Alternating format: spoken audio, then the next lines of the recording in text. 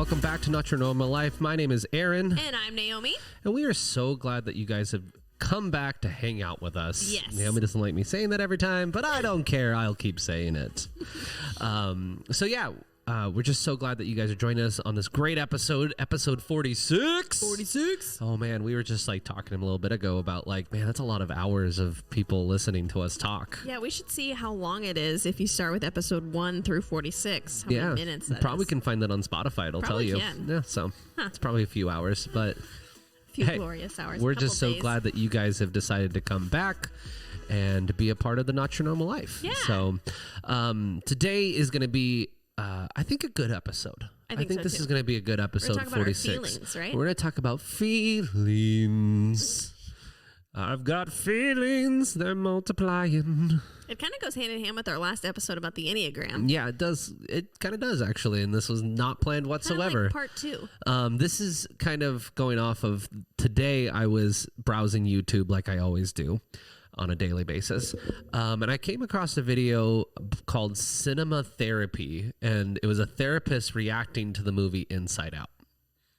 If you've watched the movie Inside Out, it's about your inner emotions that are in in yourself. There's joy, sadness, disgust, anger, and fear. Oh, fear. Yeah, that's that's like the 5 feelings. And it's really cute, of course, because it's Pixar, so it's like... Pixar is so good at making my emotions go wild. Yeah, it's adorable, and then it's one of those, you're like, oh, this is a kid's movie, whatever, and then it's like got a deep plot, and you cry. Yeah, and so the therapist that was on it, if you look him up, Cinema Therapy on YouTube, you can watch the video about Inside Out, and he does a really good job at dissecting the plot of the movie and just saying that this is really a very good representation of what we go through as human beings, especially kids, of transitioning from childhood to teenage to adulthood, and the way our body reacts to things and changes and changes good. Mm-hmm. And then as I was watching that, I cried, of course. You cried when you watched it. I know. Aaron's like, watch this video. I'm like, ugh, fine. But then I cried because it's just like, it's so emotional. That movie is so emotional. Yeah, well, it's also, I mean, I'd probably cry if I wasn't a mom, but everything now as a mom makes me cry even harder. Like, I don't know what happened when I became a mom. I became way more emotional. So everything makes me cry. I think that's a good thing. I think so too. I think it is. It's good. So he was like talking about all the different emotions that the human body goes with. And he was talking about if you literally run on just joy, that's not a real life. Like just living on one emotion, and that is the key, that is the goal to go after, is not a good thing. Like, of course we need to be happy. Like happiness is a very important thing in all of our lives. We need to find happiness, but like joy to be the most important thing to have.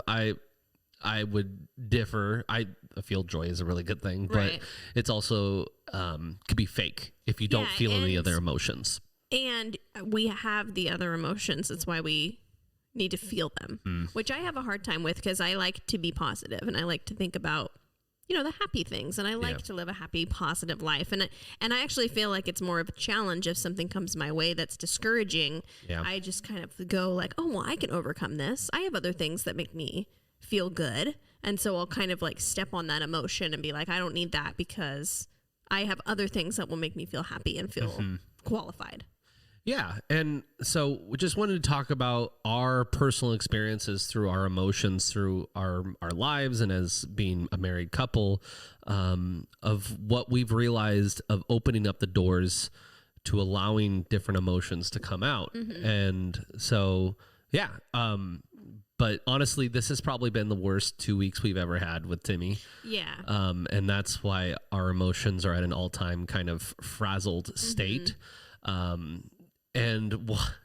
Watching this video has like opened my eyes, even though my eyes have been open about Timmy, to even more about why Timmy is going through the things that he's going through right now. His world has completely changed. The people that he was seen on a regular basis are no longer around him on a regular basis. He was going to, he's not going to any longer. Exactly. Yeah. And so he doesn't know how to react to it. And as someone who is only 5 years old, his emotions are a roller coaster right now. Yeah, and throw autism in. It like he's got triple of each emotion that's inside his body. And so it has opened my eyes to how do I handle Timmy. I can yell all I want. I can scream all I want in frustration, which I'm going to be honest with you guys, I have. Yeah. I have screamed in frustration. I have yelled in frustration because it is very hard as a parent with an autistic child to not be positive 100% of the time. Exactly. It's very hard to try and stay positive. Yeah, so one of our friends who we actually had on the show a few months ago at this point, Natalie, she's a really amazing person who has 2 autistic children. She posted something the other day. She always posts these really encouraging things for autistic parents, and one of them she posted was like, a life of an autistic parent is one day you feel like on cloud 9, like everything's going your way and your kid's growing. And the next day is like rock bottom. Like, where are we? What happened? We're regressing. And it's not a day-to-day drastic change, but there is a lot of like, oh my gosh, we got this. Like, improvements are happening. Words are happening. Like, no one's hitting their head on the wall. Like, everything's great. And putting holes in our new house. Yeah. And then if you had a week like we did, we have a couple holes in our new walls. From our son's head because he's frustrated and he doesn't know how to communicate that to us. Or how to handle his emotions. Exactly. And watching that video of how in Inside Out of her trying to control her emotions and how it just kind of spiraled out of effect because she didn't know how to. The whole point of the movie was Joy was trying to control and make it all a happy situation where not allowing some sadness to come in and some grief that the life that she had has been changed. Right. And I don't think we fully let Timmy have those feelings of walking through this. We have with Marcus. So Marcus Marcus hard. Is already kind of an emotional child. And that's actually what I love about him. He's very sensitive and very sensitive, especially as a little boy. I didn't know they could be so feely. But he actually during our road trip had a breakdown. Was like crying. Like, he was so sad we were leaving. Yeah. It was like right when we left. Like when we were headed out. Yeah. And so we honor that feeling because it is sad. And so we talk to him about that and we make sure I probably try to encourage him and make him feel happy more than I should. Than having him feel the sad things, but that's just because I want to make him feel better. But we let him. That's the hard part as a parent, to allow the emotions to happen. Yeah, because you want to fix it. You're like, oh, don't be sad. We're gonna go to our new house and a new school, and it's gonna be so get over fun. it. Get over your emotions. But it's good to feel the sad, and I'm growing in that. Like, it's good to sit in that feeling, not to be the sad person. Nobody wants the sad friend around all the time that's just constantly sad and depressed. And kind of like a Debbie Downer. You don't want to be that person, but you do want to feel it and experience it and honor the feeling and then healthily move forward. I think in especially the thing he was talking about, like a perpetual sadness is not a good thing to have, but grief is a good thing. Because he was talking about the core memories. Like, if you watch the movie, there's core memories. And he was talking about, all my core memories of my mom are now sad memories. They were joy, but because my mom has passed away and is no longer on this earth, all of my memories of my mom have now become sad, have become grief and joy at the same time. Yeah, it's like a bittersweet relationship now that he has. It's memories that he plays over, and he goes, I cry sometimes.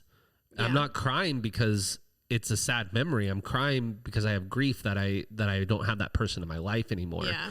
And I think that's very important to categorize. Don't just be sad and mope around your house. That's not the point of sadness. Sadness is to come at a situation, and there are moments where you have grief and you can be upset and be broken, and that's good to go through, but it's what do you do after you've had those emotions? And I like how they also talk about like depression and stuff like that. And we understand that depression is a very real thing. Oh yeah. We don't believe that like, just get over it. Just pull yourself up by your bootstraps. Like, the difference, like Naomi has suffered from postpartum depression. She has suffered and gone through actually dealing with depression.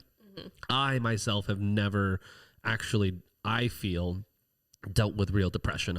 I've dealt with some anxiety. I've dealt with some sadness and frustration and stuff like that. But I don't think I've ever had depression as it's been categorized. Right. But my feelings go out to those that suffer with it, because they talk about how you shut down in those situations. You shut down when you can't. No emotions can fix what's happening. Yeah, because people experiencing like clinical depression truly like can't do anything, the daily tasks that they do all the time. Like, it's common, they're not getting out of bed, or they're sleeping in if they finally get to sleep. They're not going to work. They're not going to school. Like, it's pretty intense how much it shuts you down. Mm-hmm. And I wouldn't even say that I experienced like depression like fully, but when I did go through postpartum depression, I had a lot of that where I'm like holding this newborn and I'm like, I don't want to be here.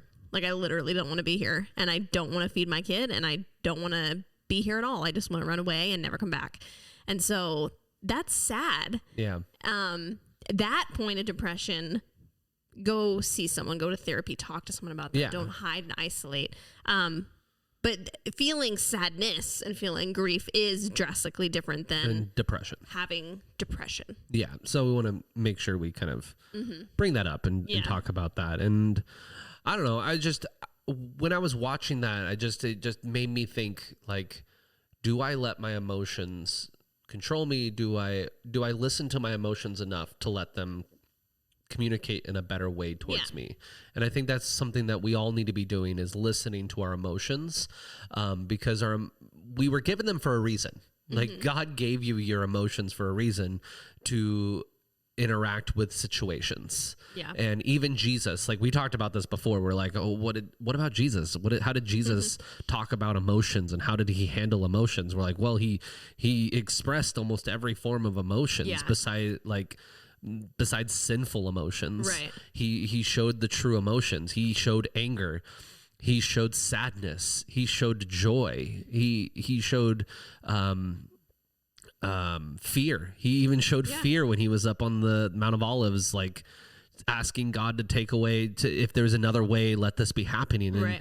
And knowing that our Creator and our Savior, who was not sinful, was experiencing all the emotions we experience.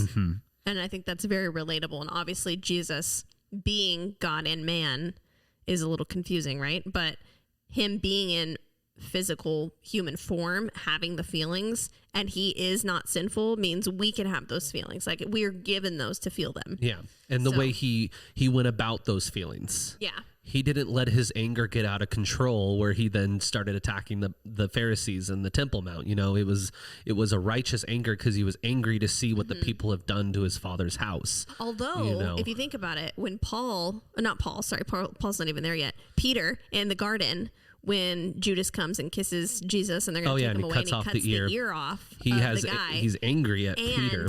He's right. Peter's angry, so he cuts the ear off, and Jesus rebukes that and is like, that's not what we're doing. Yeah, live by the sword, die by the sword. Right. So that's kind of like, if you think about it, that's a correction on how you should use anger. Exactly. Because like that anger, Jesus turns down and he's like, we're not doing that.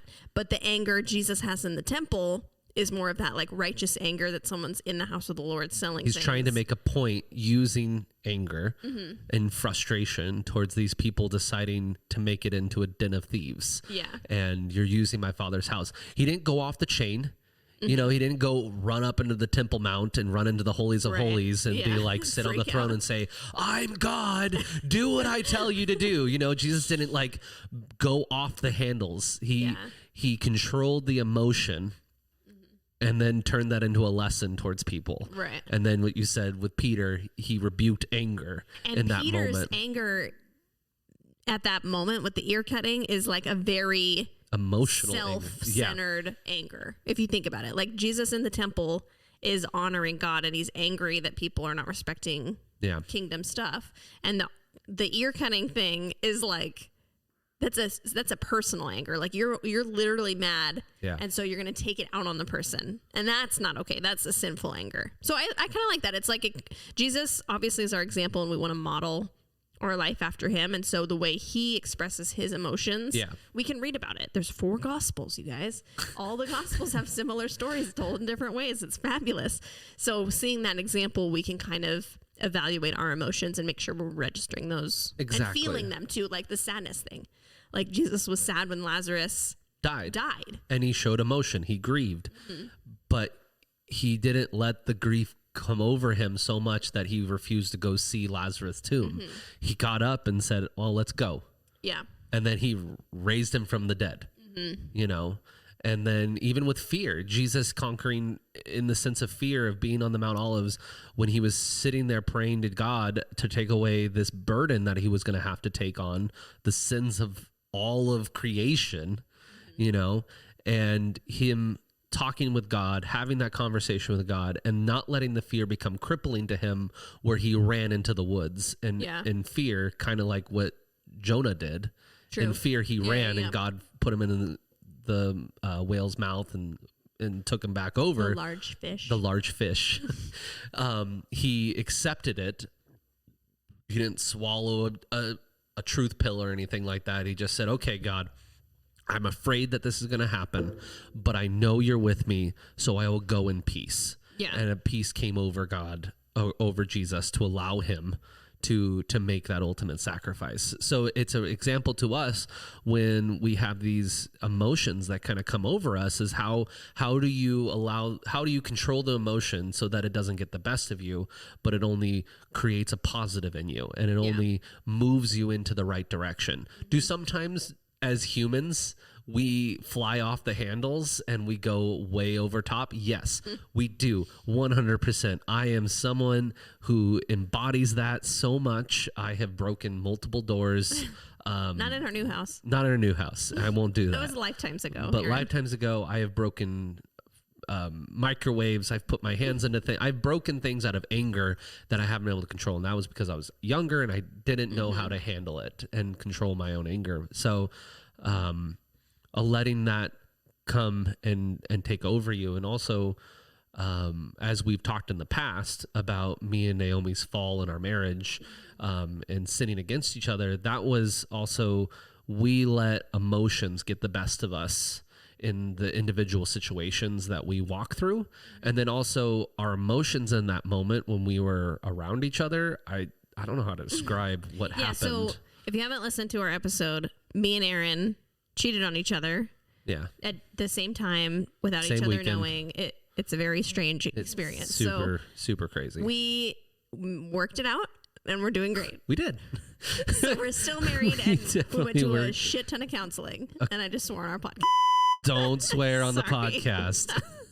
Anyway, so we went to a lot of counseling.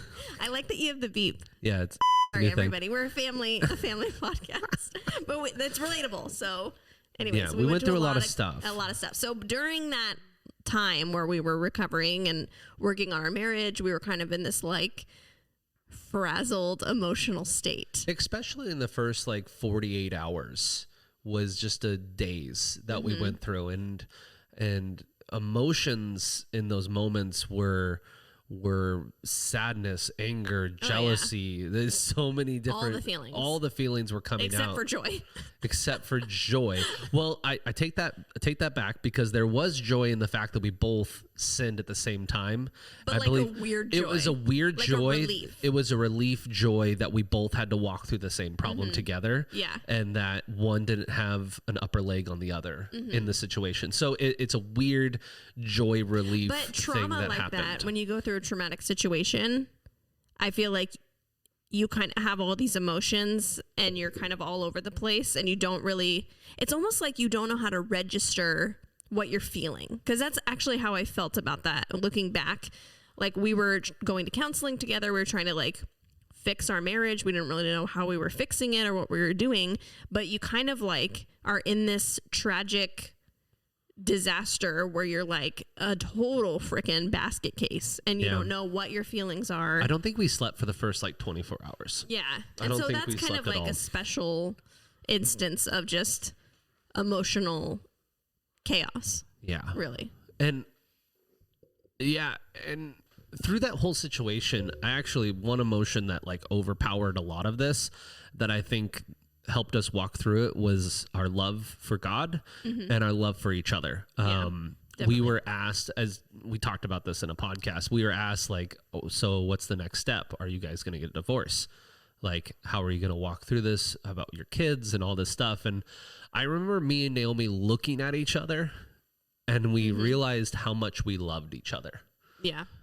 And we realized we had not been communicating our emotional problems that we individually were having, because we weren't registering our emotions properly prior, and communicating that, and that's what caused our falls. Right. But in that moment when I was asked, it was it's such a surreal thing to be asked. So are you guys going to get a divorce now? That was the farthest thing from my mind in that. And when I heard those words, it made me fall more in love with Naomi, realizing that I made a mistake and I want to do whatever I can to fix this. And I didn't care what she did to me, because I knew on the other side she didn't care. She did. We both did care what we did, but she cared more about trying to fix our love for each other and rekindle that love. And it actually came back a lot faster than it probably should have come back if we had let our emotions get the best of us, and especially anger and jealousy. Oh yeah. We definitely felt anger and jealousy, but we immediately tried to quell the thoughts of jealousy and talking. We literally talked about everything for the first 48 hours for the next 6 months. We talked about every little thing we were feeling, and we still do. We talk about how we're feeling all the time, but in that moment that we walk through is such an emotional and trying to figure it out. And when I think of a core memory now that I have, my core memory is that moment when I looked at you and I said, I love you and I want to fix this.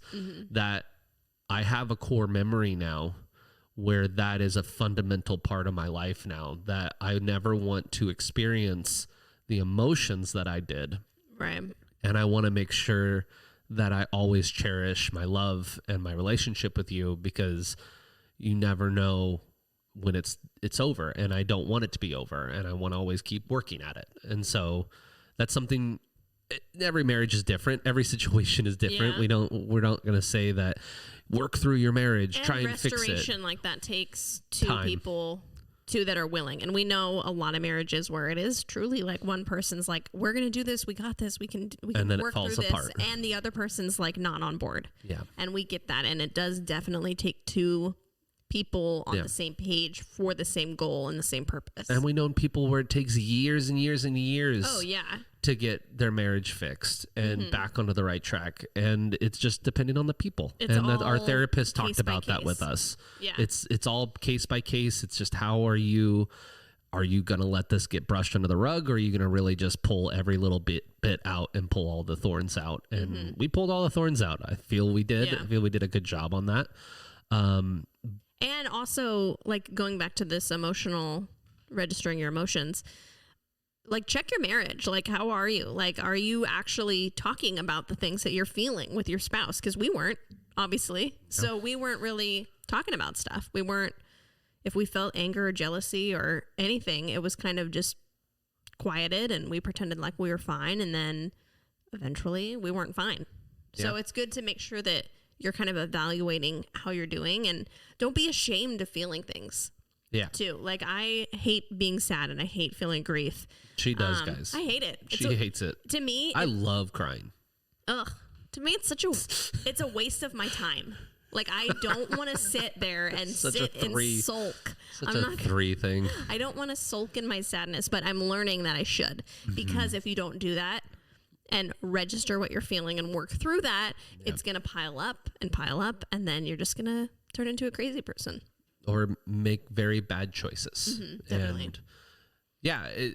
And definitely. Just trying to think of all that we went through, and go ahead.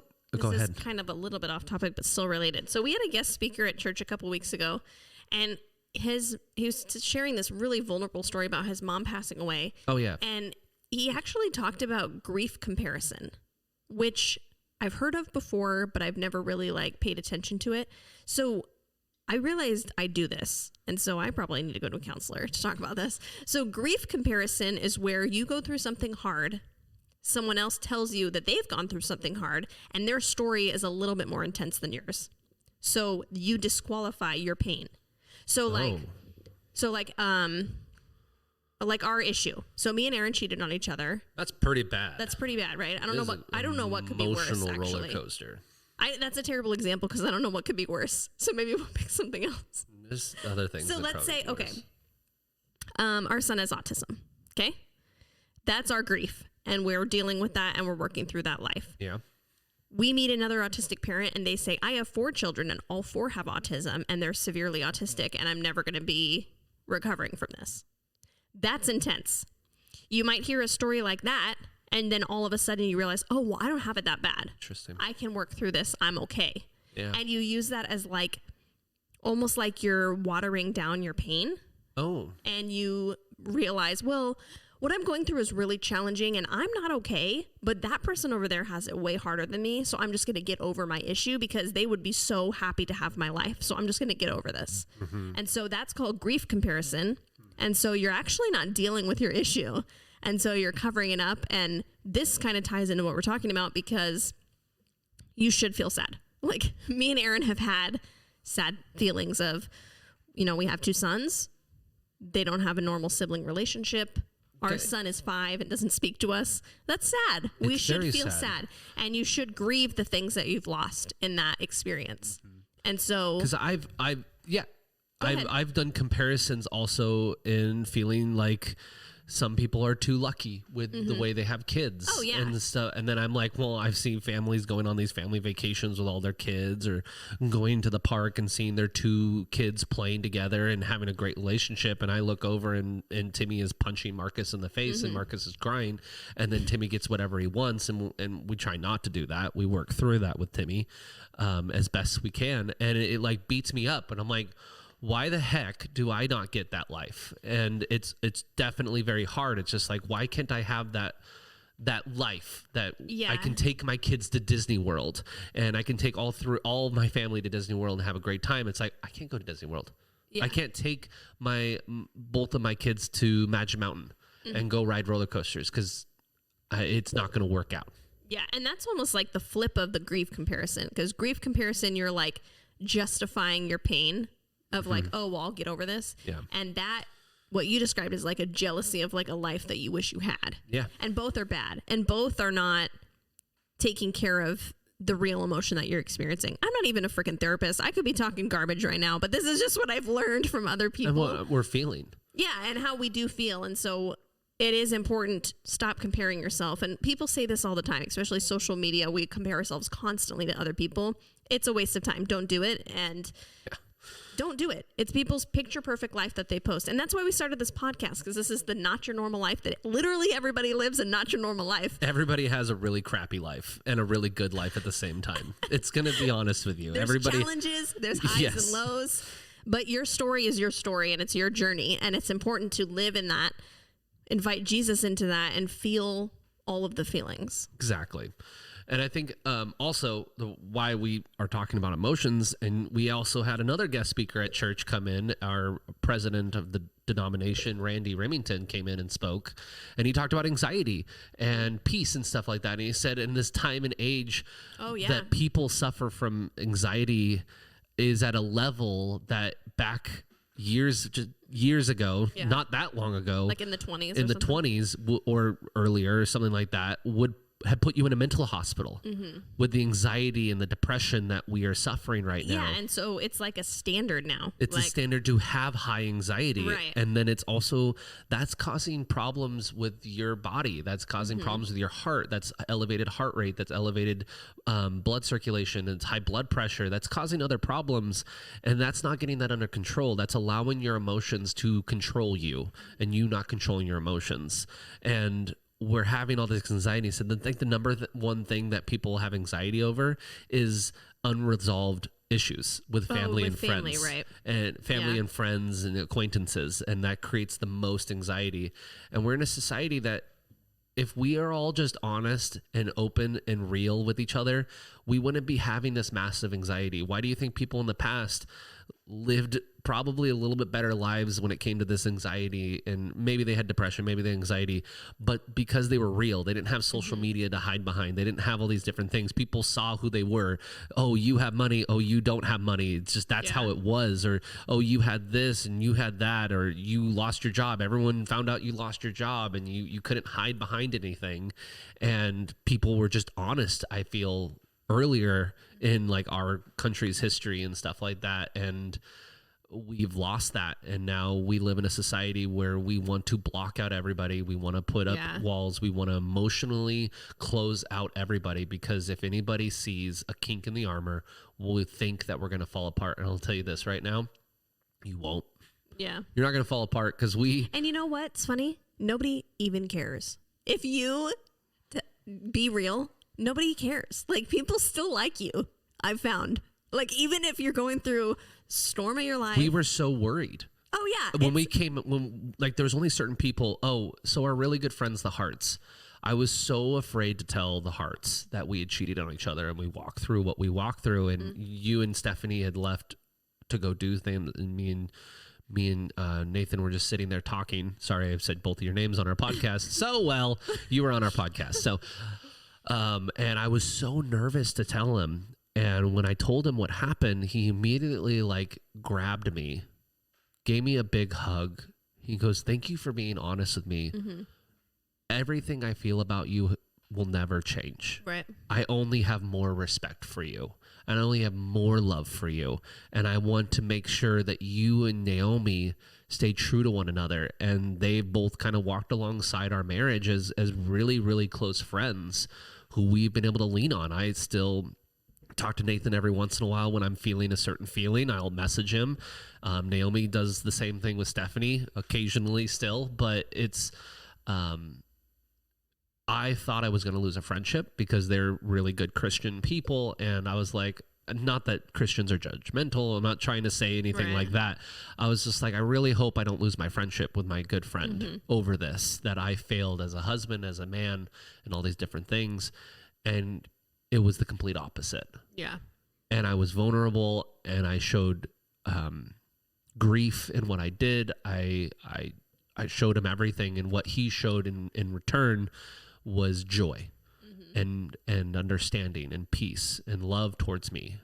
And that's what people, I think, in America need to hear. I think people in our day and age and society need to hear that the people that care the most about you will literally pick you up and say, how can I help you to make sure this doesn't happen again? And you know what? If the ones that don't do that, those are the friends you don't want anyway. Like, literally, you don't want friends like that are fake friends, that are not going to be there to hold you up when you're going through dark times.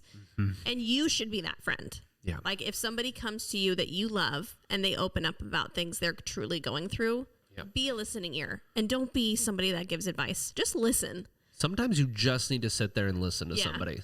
Unless someone asks you for advice, you probably shouldn't give it. We only give advice when people want it. Well, and that's like we do on our podcast. You want it. This whole thing is advice, right? You wanted it. You came and clicked on it. You clicked play. So yeah, it just with all this emotions and all, in watching this video, I recommend going to look it up and watching this, because he does a really good job explaining like dreams and how when we are in our dreams, our subconscious and all these different feelings that we have in our subconscious actually are trying to tell us to come out with it in our conscience so that we can deal with emotions. So it's really crazy. So when I have nightmares, it's not the Taco Bell that I ate at 10 p.m.? No, it's definitely. like actually real feelings? Depending on the bad dream. But in most... And depending on the burrito, right? But in most situations, that when you're having a bad dream, like he said, his wife was having really bad dreams, that he was an abuser, a womanizer, alcoholic. And she realized after going to therapy and talking about it, she goes, oh, we lived such a really good life. My subconscious was telling me that this wasn't real. Yeah. And I had nightmares that it wasn't real. Yeah. So if you're having nightmares about these kind of things, I recommend going to see a therapist. Going to therapy is a very, very good thing to do. It helps clear the mind. It helps you understand what's going on in your mind. And then you realize, oh, this therapist has probably heard worse than what I'm saying. Yeah, and you think you're going to give the worst stuff. I almost guarantee they've always heard something worse than what you're telling them. Yeah, we were always so scared going to marriage counseling, like, oh my gosh, we have to tell this poor woman like all this terrible stuff we've done or thought. And we were like insecure, like, oh my gosh, like we're probably the nastiest people. Like, and she told us we need to be open about our emotions. We need to be open about how we communicate. Yeah. And that's what we're telling you to do. Be open and transparent about your emotions. Don't let your emotions get the best of you. Don't let it control you, because if it controls you, you're just going to be a mess and things are not going to be good and happy in your life. Feel the feelings. Feel the feelings. So with that, we hope that this was very encouraging to you in our podcast. My name is Aaron. And I'm Naomi. This has been Not Your Normal Life. We'll see you the guys. Shermans. Bye.